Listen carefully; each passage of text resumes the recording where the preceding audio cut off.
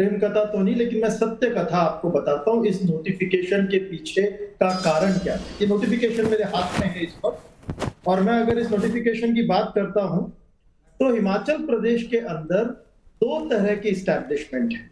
एक इस्टेब्लिशमेंट जो सरकार से पानी लेते हैं और दूसरे इस्टेब्लिशमेंट जिनका खुद का पानी का बंदोबस्त है। अब जो लोग सरकार से पानी लेते हैं उनके सीवेज चार्जेस वो पानी के बिल में सीवेज चार्ज के तहत जोड़ कर आते हैं। हम किसी भी राज्य की बात करें उसमें सीवेज चार्ज पानी के बिल में आता है।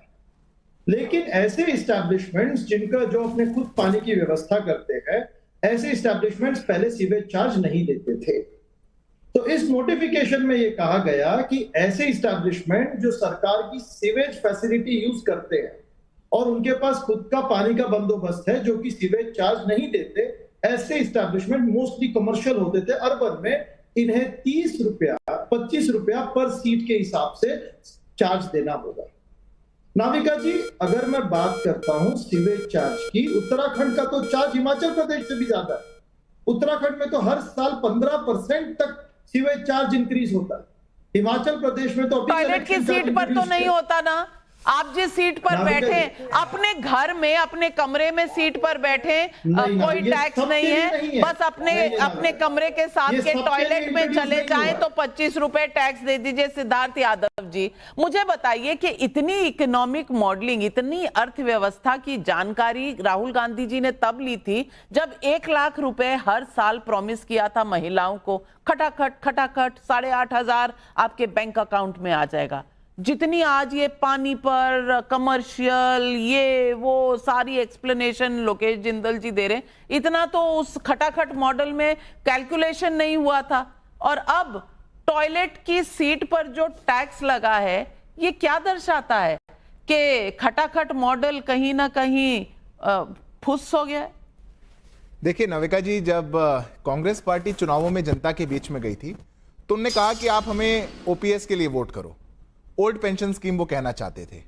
लोगों को पता ही नहीं था कि ओपीएस का मतलब ओल्ड पैखाना स्कीम है। अब ये पुराने पैखाने की स्कीम ले आए और उसको टीवी पे बैठ के जस्टिफाई और कर रहे हैं। हिमाचल को तो प्रगति की राह से इन्होंने लौटा ही दिया, जनता को भी लौटा दे दिया। विश्वास नहीं होगा, कोई कैसे मान सकता है कि 21वीं सदी में कोई राज्य सरकार ऐसा कहने लगे कि आपके घर में टॉयलेट सीट के हिसाब से हम टैक्स लेंगे। कौन गिनेगा? कौन गिनेगा जाकर के? लोकेश जी आप बताइए, आपके विधायक जाएंगे गिनने? क्या राहुल जी जाएंगे? मैं आपके बीच में नहीं बोला था लोकेश जी, गिनेगा कौन? आप मुझे ये बताइए, क्या राहुल जी खटाखट एक घर से दूसरे घर में जाएंगे और टॉयलेट सीट गिनने का काम करेंगे? क्या विधायक गिनने का काम करेंगे? क्या सुक्खू जी गिनने का काम करेंगे?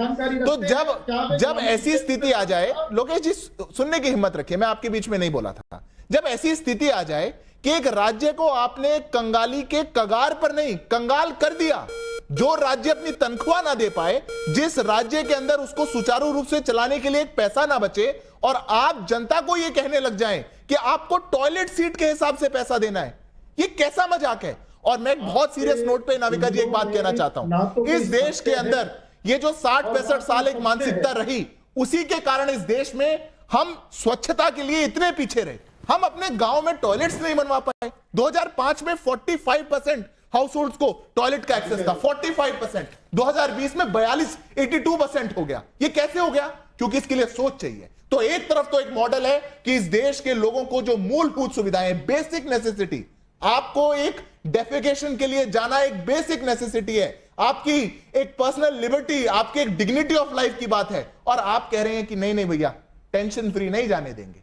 जाएंगे तो गिनती रखना, हिसाब कर लेना कि कितना टैक्स है। अब कैसे जाएंगे नाविका जी बताइए? टेंशन में जाएंगे कैसे? मुझे तो ये बताइए। टेंशन में अब टॉयलेट जाना भी दूभर हो गया है। और आशुतोष वर्मा जी, ये डेवलपमेंट मॉडल है खटाखट मॉडल। मैं सवाल सिर्फ ये पूछना चाहती हूं कि टॉयलेट पर टैक्स, ये कहीं आपने सुना है? और कास्ट सेंसस तो सुना था कि कास्ट सेंसस कराना है आपकी इंडिया गठबंधन को, लेकिन टॉयलेट की सीट का सेंसस होगा ये कभी बताया नहीं, किसी मैनिफेस्टो में नहीं था कि टॉयलेट की सीट का भी एक सेंसस होगा। और यू टर्न सरकार, आप मोदी सरकार को कह रहे थे यू टर्न तो यहां हिमाचल में रोज हो रहे हैं, कभी मस्जिद पर यू टर्न हो रहा है, कभी नेम प्लेट डिस्प्ले पर यू टर्न हो रहा है, आज टॉयलेट की टैक्स कथा पर यू टर्न हो रहा है। चल क्या रहा है? ये कौन सा गवर्नेंस मॉडल है आशुतोष वर्मा जी इंडिया अलायंस का कि ये आपको थोड़ा परेशान नहीं करता? नमस्कार नविका जी। नविका जी, एक बात मैं कहना चाहूंगा कि भारतीय जनता पार्टी के आईटी सेल ने जितना नुकसान भारतीय जनता पार्टी का पिछले 10 सालों में किया है उतना किसी ने नहीं किया है। और मुझे बड़ी हैरत की बात होती है कि इस देश की फाइनेंस मिनिस्टर निर्मला सीतारमण और इस देश की सबसे बड़ी पार्टी, सत्ताधारी पार्टी के राष्ट्रीय अध्यक्ष उसी आईटी सेल के आज शिकार हो गए हैं।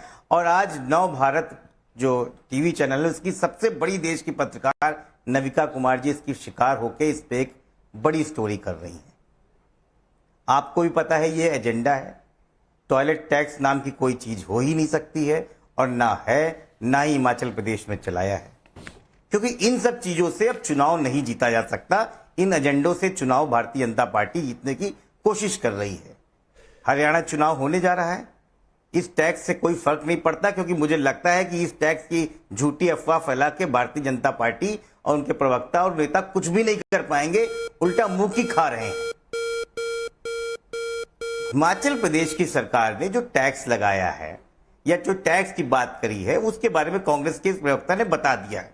वो बात ठीक से नहीं आई, लेकिन समझ में आ जाता है उस पर कोई ऐसा टैक्स है ही नहीं। लेकिन भारतीय जनता पार्टी के पास मुद्दे नहीं है, हरियाणा हार रहे हैं, बुरी स्थिति है, तो इस तरीके की बातें ला सकती है। हम ये जान रहे हैं कि भारतीय जनता पार्टी इस तरीके की बातों को हवा क्यों दे रही है, क्योंकि राजनीतिक जमीन वहां उसकी खत्म हो चुकी है। और शायद यही वजह है कि भारतीय जनता पार्टी धीरे धीरे एक एक राज्य से हटती चली जा रही है। और आप देखिएगा कल हरियाणा के चुनाव हैं, इस तरीके की बात और भारतीय जनता पार्टी का एक फॉल्स नैरेटिव उसको कहां पे लेके जाएगा। इस सूचना क्रांति का समय है। टाइम्स नाउ नव भारत एक बड़ा सूचना केंद्र है इस देश का, और अगर उसमें इस तरीके की बातों पे जो फॉल्स नैरेटिव बनाए जाएंगे तो नविका जुना जी आपकी भी क्रेडिबिलिटी पे सवाल उठेंगे।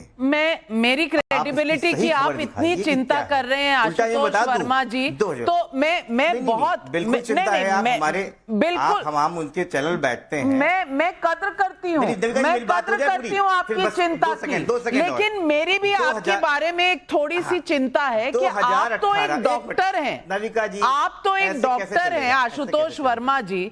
और मैं आपसे कहना चाहूंगी डॉक्टर आशुतोष वर्मा, आप तो प्रैक्टिसिंग डॉक्टर हैं।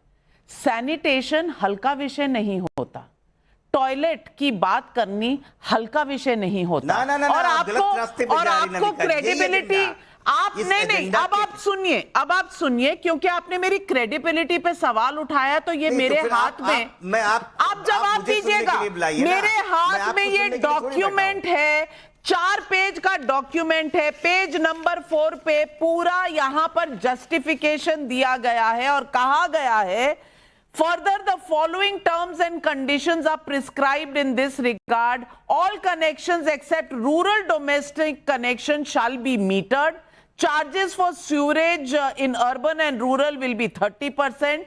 In urban areas, establishments use their own water sources and the sewerage system of the department. Sewerage charges will be levied at the rate of 25 per seat per month. ये notification मेरा नहीं है, ये सरकार का है। और मैंने ये फैक्ट भी बताया कि बाद में सोचा गया और फिर इसे वापस किया गया।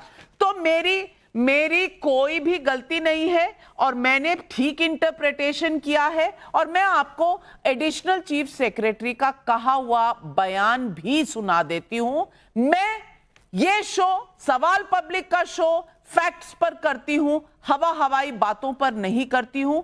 मेरी क्रेडिबिलिटी जितनी आपको प्यारी है उससे कहीं ज्यादा मुझे प्यारी है। पहले आप सुन लीजिए एडिशनल सेक्रेटरी ने क्या कहा।